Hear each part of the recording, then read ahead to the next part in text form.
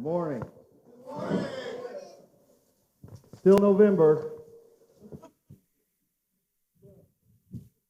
And November is the season for what? Thanksgiving. And what is Thanksgiving? Thankfulness, give thanks, all those things are correct.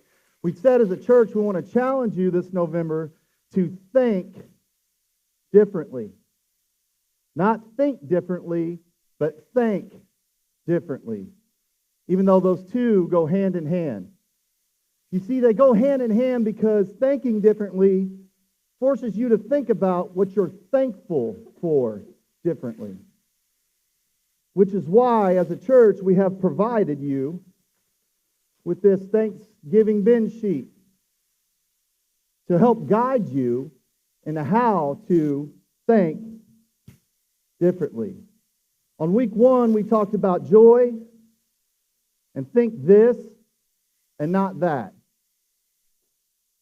Week 2, we talked about thinking differently by showing gratitude. This week, we're going to talk about culture. So what is the first thing that comes to your mind when I say the word Thanksgiving? Turkey. Family. Holidays maybe. Vacation. 4-day weekend. Deer hunting. Pie. Nothing wrong with any of those things. However, and what I didn't hear, the definition of Thanksgiving is the expression of gratitude, especially to God.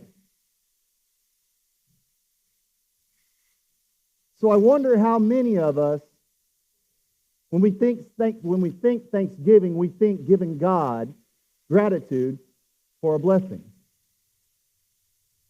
How is it that our minds get twisted so easily?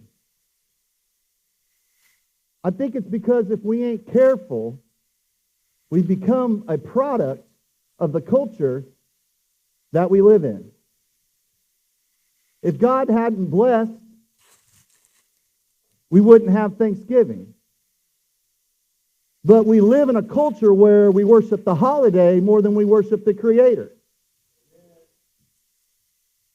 You see, it talks about culture when it relates to Christians in this book I'm reading called The 40 Days to a Joy-Filled Life.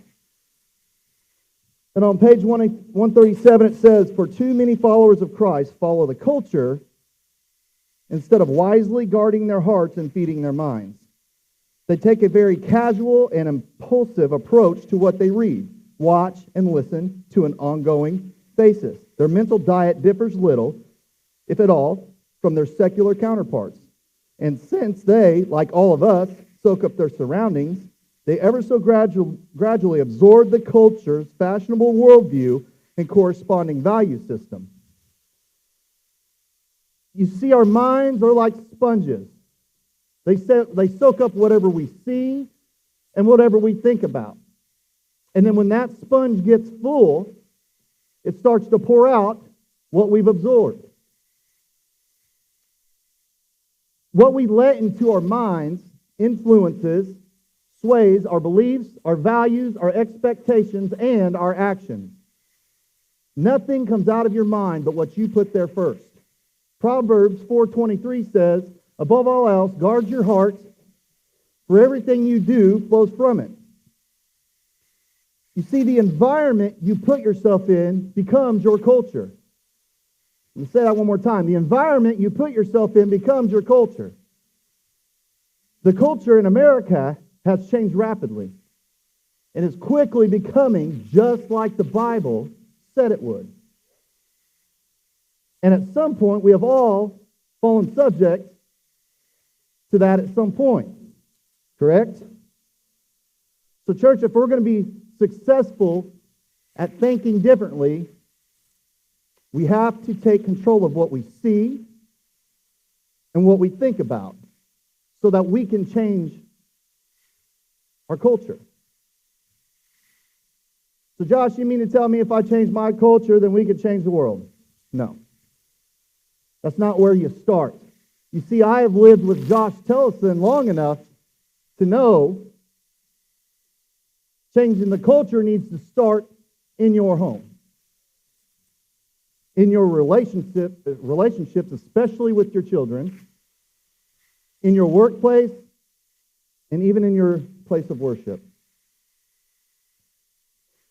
And church, I'm going to tell you why I love this church and why I love you. Because you love Christ. And because you have loved Christ, you've loved me.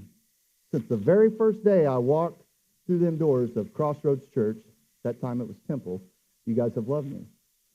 And I have watched this church do this time and time again to many people as they walk through the front doors. You have created a culture here that resembles the love of Christ, and it's contagious. Thank you for that. But you see how important culture is? When I have needed you the most, you have showed me the love of Christ. Crossroads Church created a God-centered culture. But the culture just can't be here. Here's where we struggle. You can't be just on Sunday mornings, church. You can't just have the right culture here. Your family needs it. Your coworkers need it. The world needs it. And it starts with you, not anyone else. So, church, what I want you to ask yourself today is, what culture have I set forth for those around me, around your home? And I want you to let that convict you into the area of your life where there needs to be a change in culture, which means if there needs to be a change of culture, there needs to be a change in that environment.